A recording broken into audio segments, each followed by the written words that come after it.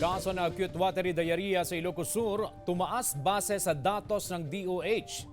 May ulat si Ivy Hernando.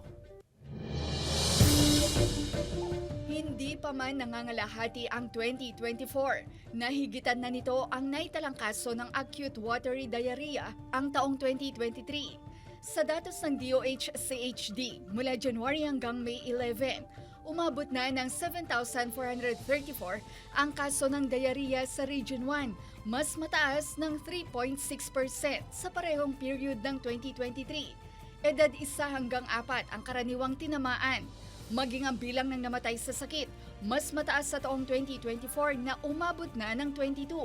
Pinakamaraming kaso ay naitala sa Pangasinan na sinundan ng La Union.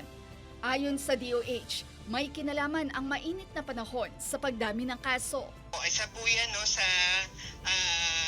main reason kung bakit nagkakaroon ng watery diarrhea ang ating mga kababayan kasi nakakakain po sila ng mga sirang pagkain o yung mga pagkain na hindi na po fit for consumption. Kaya sa karenderyang ito, sinisiguro raw nilang bago ang mga inilalakong pagkain. Kailangan fresh amin kilotwem mi. Nga mabaling nga irehiro dati ka po doon madadahil ti restaurant no po.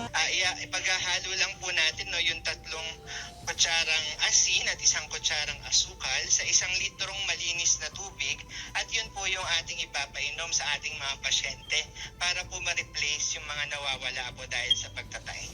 Kasama si Norman Raca, Ivy Hernando, 1 North Central Luzon.